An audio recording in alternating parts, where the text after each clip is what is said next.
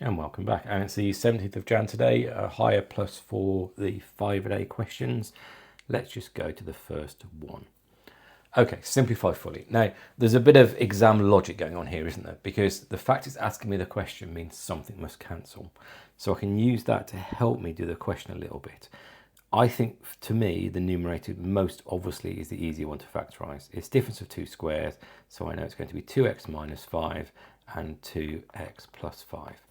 Now, the key point is, because I know something's going to factorize, something's going to cancel, it therefore must be the case I'm going to have a 2x and a 5 on the bottom.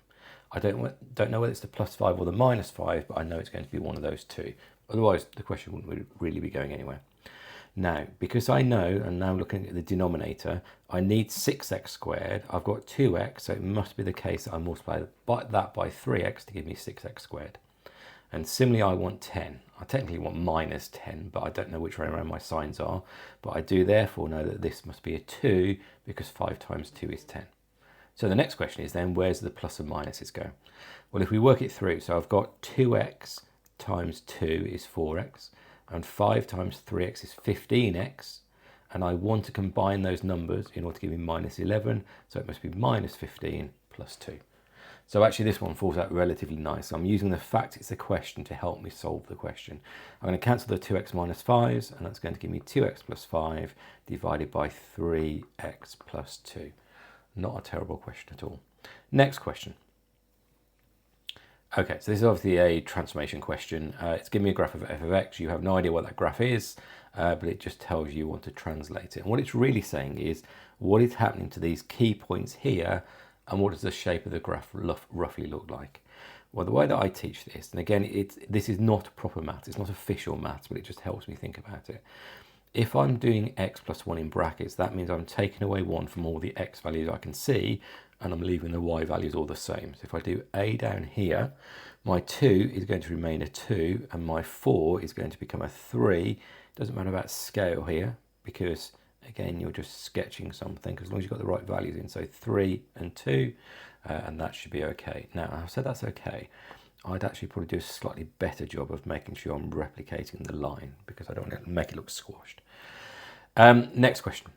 So I've got f of minus x. So minus x takes all my x values and multiplies them by minus 1, because basically I'm reflecting in the y-axis. I leave all my y values as they are. So my 2 remains a 2. My 4 goes to minus 4. And again, I've got this hockey stick diagram, which looks something like this. Label the points as minus 4 and 2. And that is that question done. Nice question. Next question. A formula for the side of a regular hexagon is, oh wow, okay. This is one of these facts that you kind of need to be aware of, and that is to say that a hexagon, and I'm going to do a really terrible job of drawing it, but let's go anyway. A hexagon is a combination of 6 equilateral triangles. So if you imagine that drawn slightly better, you should be able to see that's 6 equilateral triangles. And of course that makes sense, because if you divide 360 by 6, you get 60 degrees, and the internal angle of a hexagon is 120, divide that by 260, and it all falls out. Now, as part of the proof, you probably don't need to show that. And by the word probably, I suspect the question will make it clear as to what you can assume and what you can't. So this is a difficult question to put in an exam. It's a good question to understand though. My approach is going to be therefore to say that the area of the hexagon is going to be 6 times one of these triangles. And one of these triangles I can use, I can use a half AB sine C. And so that's going to be 6 times a half times the side length, which is x, times the side length, which is x, times sine of 60, which is root 3 over 2. And let's collect all this together. Now remember, it's a proof question, so I need to do a good job of making sure I'm not just writing the answer and pretending I knew how to do it. So 6 divided by 2 is 3, times by root 3 over 2 is going to give me 3 root 3 over 2 x squared, and that was the thing I was trying to prove, so therefore I'm happy with that. The little square just meaning QED, or I'm done, or as proven. Final question.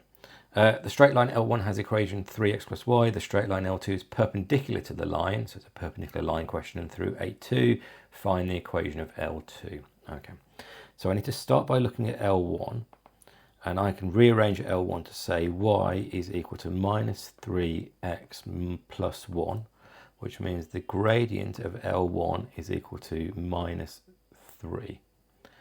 It therefore means if it's perpendicular, the gradient of L2 must be equal to 1/3. Now the key point is, in order to work out the equation of a straight line, as you can see here actually, I just need the m and I need the c. Well, I've got the m, but the c is harder, but I do now go to the point 8,2. So the way I'm going to do, I'm going to do the y equals mx plus c method. So I know it's y equals 1/3 x plus c. I'm going to put in 8,2. So in other words, 2 is equal to 1/3 times 8 plus 2, which means now 8/3. So actually, let's write this out. So I'm going to change 2 to be 6/3.